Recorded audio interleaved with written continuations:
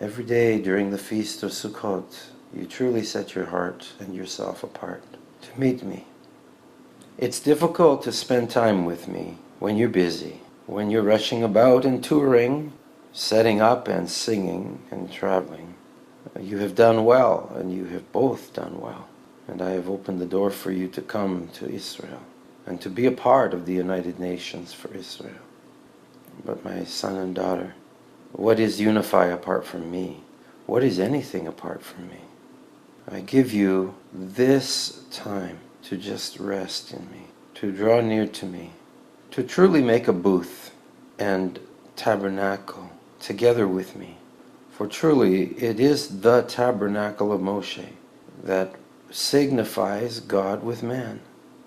And you can be in the outer court doing the service, and that's what you have done as you traveled and traversed and climbed mountains, planted flags, set up equipment and sang. You're truly doing a good job. It's part of the outward things that need to be done. But the tabernacle represents more than just doing, more than sacrifice, more than the obligations and requirements of the Torah. The tabernacle is the Holy of Holies where I meet with you. And this is only a place that those who know me through the blood of Messiah can come. There's no way that the ordinary Israelite could go into the Holy of Holies. Off limits, impossible to access. But the Holy of Holies is accessible for you because of the blood of Yeshua, your high priest. So tabernacle with me. The day will be soon here of Simchat Torah, dancing with the Torah. And my son, I love it when you dance with me. I love it when you sing the songs of Zion. I love it when you sing my Torah. It is my word, and you cannot change my word, but you can add music to my word. You can't change any more than any translators can change, and every translation is its own. But the essence of the Torah remains the same. But you can change the beat, and you can change the music. You can create your own, and thereby it's a marriage of me, my Torah, the engagement of the Holy Spirit, and you, my betrothed. This is what I long for, that we would have intimacy together, that we would sing together, dance together. Because when you dance, I dance. When you sing, I sing. I rejoice over you with singing. Yevei the Elohim in the midst of thee. That's tabernacling, is mighty. That's my essence. He will rejoice over thee with singing, and he will rest in his love. The Lord thy God in the midst of thee is mighty, my son. So come, dance with me. Sing with me, because I want to sing too, through you.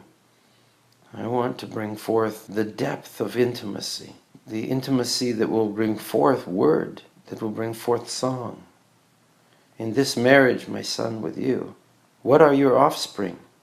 Do I birth children in you? My son, I birth songs in you. And these songs have essence and are treasured possessions, because I carry the essence and tabernacle myself in the hearts of the people when they sing my word. It becomes a part of them. And when you write a song, it becomes one of your children. Think about this. Abraham had many children. I promised him he would have. Offspring as the stars of the sky and the sand on the shore. Many, many will be the offspring of Abraham. What have I promised you, my son? Where are your offspring? Where is it, your inheritance? The blessing that will come to you. Because a man's children and his grandchildren are his blessing. Abraham blessed his grandchildren and blessed his sons and their wives, and they were all blessed because of him. So my son, carry this blessing. These are truly your children. They are truly your inheritance. They are truly what will provide, even in your old age, the songs that I gave. So you must pay very careful attention to the songs, my son. It's the songs that must come forth, and they are songs of tabernacle. I am blessed when you sing songs of intimacy, because that's worship. I'm blessed when you sing songs of the blood, because that is your access, your propitiation. I'm blessed when you sing songs of love to me. That's true intimacy. What is marriage without a love? What good? It's really to be a love relationship. And as you have well taught, the worship must be a love session with God. So love me, get close to me. Don't worry about all the buttons and the beats and the styles. I at first would rather that you just play and let your fingers float over the keys without having any distractions. There is a time to fly the jet, but there's a time first to learn. There's a time first to lead worship, and a time for you to play the keyboards and to beat out the music and play it. But there's the time that you have to learn intimacy with me. And that must always be continual. You must always go deeper and deeper in me. You must not allow the technology to interfere. Technology is a great blessing, but you better not worship technology. This is what's happened with the generation that you are in. The information age should be such a great blessing. You remember well, my children, having to do your assignments and going to the library and having to get books and encyclopedias to study to get the information. But now, that's old style. Now you can search literally for almost everything on the internet because it's the information age. And so this should be a blessing. But people have lost out with me because they're so busy with technology. Really, when they watch on YouTube and they feel satisfied, they're missing out on their own worship. They are letting the video do the worship. And because it satisfies a portion of them, they feel good and they feel that they have encountered me. But nothing has transpired of value as far as intimacy with me. They let the video replace me. How is it that even the elect can be so deceived?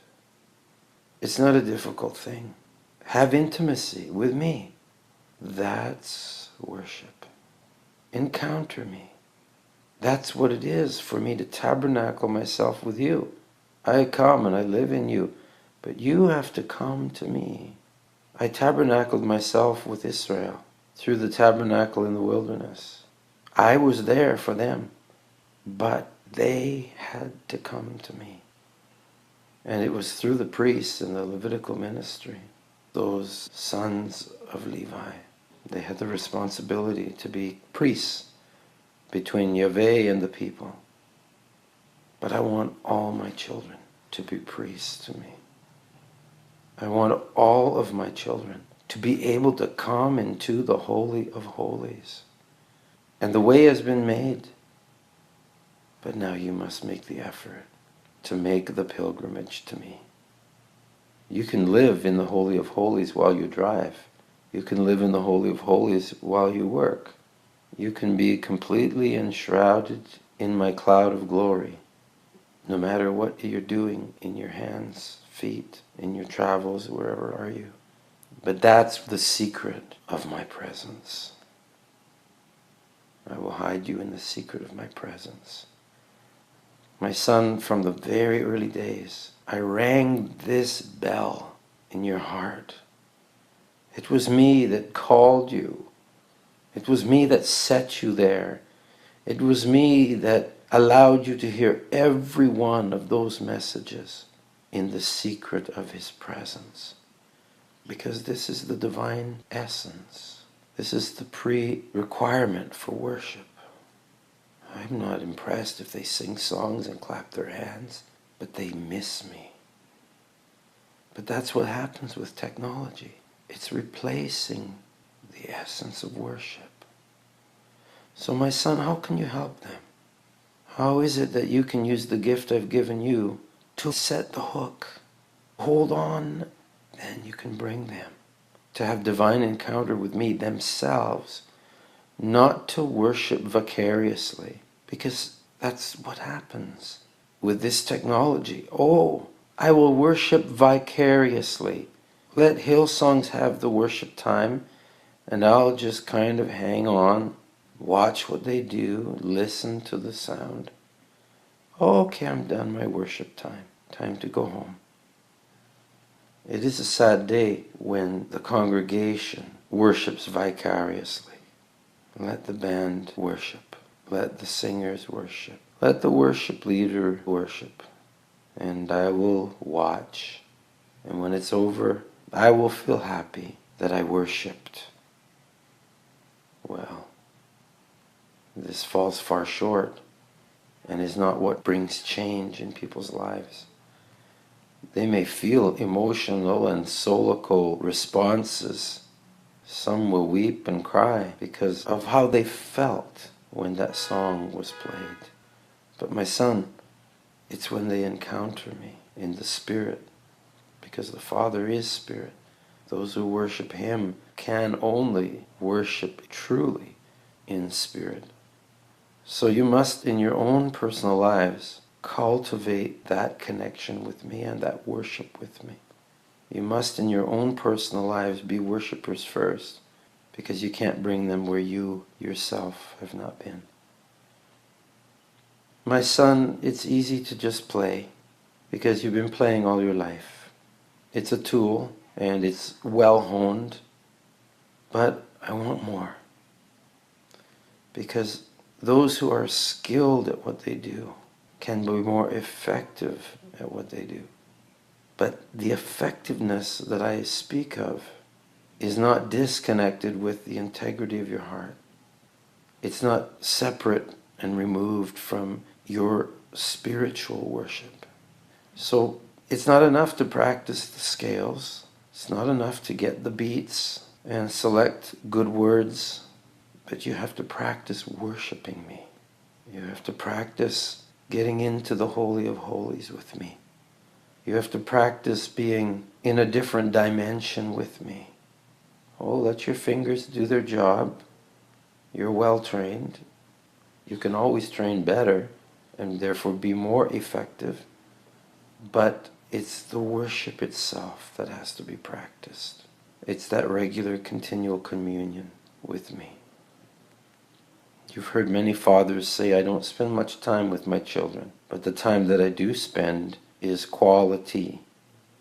But quantity cannot be substituted. Those who are with their children often, frequently, regularly, they'll have more intimacy than those who come once a week for a few hours at a time. So abide in me and let my words abide in you, and you will bring forth much fruit. The new songs, the new compositions, the new essences. So where are you now? I could choose to put you where I wish, where I want to.